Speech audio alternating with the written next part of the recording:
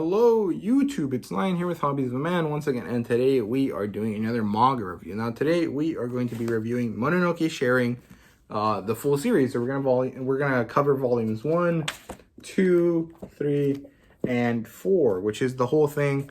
This is written by Cool Kyosinja, which is the creator of Dragon Maid, as you guys can see right there. And it's published by 7 Seas. But yeah, Mononoke Sharing. It's a seinen title. This has a lot of boobies. So if you don't like boobies, don't even watch this video.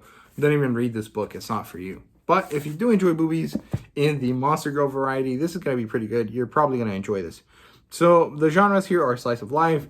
I guess there's an element of comedy here. And of course, Monster Girls, which isn't really a genre, but it's like a defining feature of the series. So we'll go with that. Adaptations-wise, so far this does not have an adaptation. I've not heard of one, but it's entirely possible that there is, and I just didn't look in the right place, which is always a thing that happens. So I wouldn't put it past me. Now, premise-wise, this is basically the story of Mononoke being real. Mononoke are monsters in the Japanese kind of lore sense. They aren't really monsters as much as they are like spirits that are not necessarily aligned with humans. However, because humans can hunt them down, Mononoke have been trying to become like humans in order to fit into the world, right? So what happens is that they're trying to live alongside humans, and our main character, Yata, which is this girl in black, is a high school student looking for a cheap place to live so she can attend this fancy school. And she ends up in this house that is super cheap where 5 other people live, and they all happen to be Mononoke. So now she has to live in this place with her new Mononoke roommates, and that's why it's called Mononoke Sharing. And along the way, she basically finds a home, finds a place to be, and of course, finds a family and friendship. And we kind of get this really nice story that spans from the beginning of her high school career, or like halfway through her high school career, all the way to her adulthood, with a lot of time skips in between there. But eventually we get to like a very nice and satisfying conclusion that I thought was really cute. So yeah, plot-wise, it's fair. I mean, this is not by any means a complicated storyline. This is not super fancy or intricate, but it's a very cute and kind of very nice story. It's essentially a collection of vignettes that happen to be linearly linked across time. Which means that the first one happens before the second one, and the second one happens before the third one, and so on. But it's not really like it's a solid single plot line. It's more like we're just seeing snapshots of situations that occur in their living situation, which is kind of like a, what's it called? Is sitcom. That's what that is. That's kind of like what it is. And yeah, it's pretty cute. There's a short story style with focus on ridiculous activities and a lot of character interactions. We get to see Yata and all 5 of the girls that live here interact in a very kind of interesting and enjoyable way, in which they learn about their differences and their similarities and kind of grow in acceptance of each other and the world around them. And it's pretty good. It's kind of interesting. There's an element of kind of like found family, but of course there's also an element of, what's it called? Coming of age for Yata. And yeah, overall it's pretty good. I did enjoy it. It was very comfy and cute and really enjoyable to read, but it's obviously not like the most deep or crazy good storyline. It's on par with Ojojojo in my opinion, but I think I liked Ojojojo better because it was handled a lot more interestingly than Mononoke Sharing. But yeah, characters-wise, there's Yata, which is our human, and then we have Yuko, which is our Katsune, Momi, which is the demon, Yuki, which is a snow woman, and then we have these other 2 characters, which are Misuchi, which is a kappa, and then Roku, which is a Rokubi, which is a neck demon.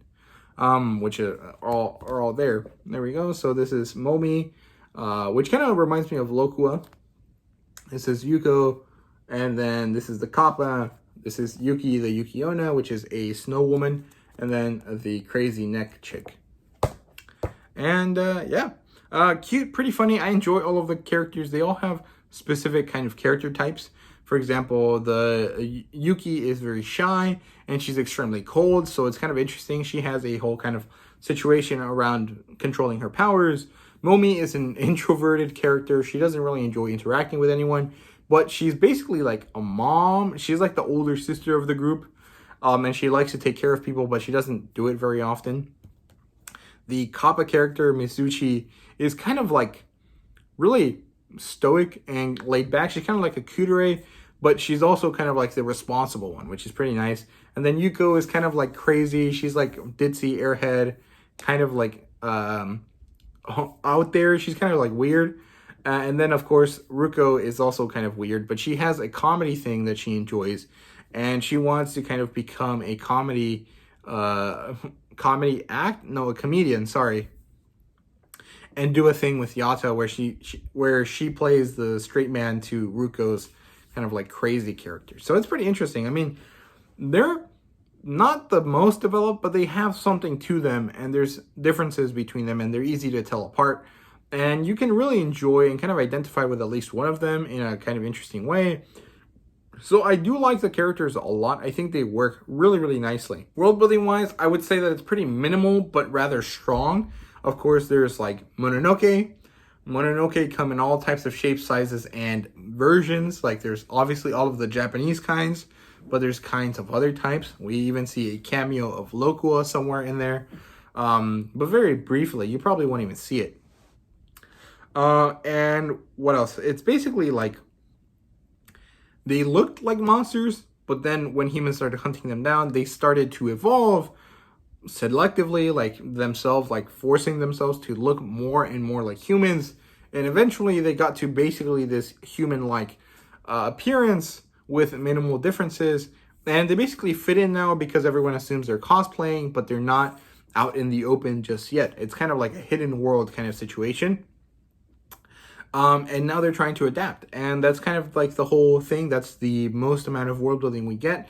We get a little bit of like politics of yokai and Mononoke, but not very much, very minimal kind of amounts, but enough to be like interesting, right? There's enough political flavor there and kind of interesting world building that it keeps you sated, but it doesn't really bother with like giving you so much that you can build lore around it. So I liked it. I thought it was really nice. Art-wise, it's good. It's in the very kind of cool Kyosenja signature style, which is really odd and kind of like really big heads, really kind of cutesy small bodies, and kind of interesting. But overall, I thought it was really cute. Like this art style is very cute. It lends itself nicely to kind of these enjoyable cutesy moments a lot, and I really do like it. But of course, it's a little odd when you first start. Yata is very cute. I really like her a lot. She's a very interesting character. She's kind of like the traditional kind of like harem protagonist character that has like the evil eyes that looks like a gangster, and everyone thinks that they're horrible, but of course they're not because they're good people.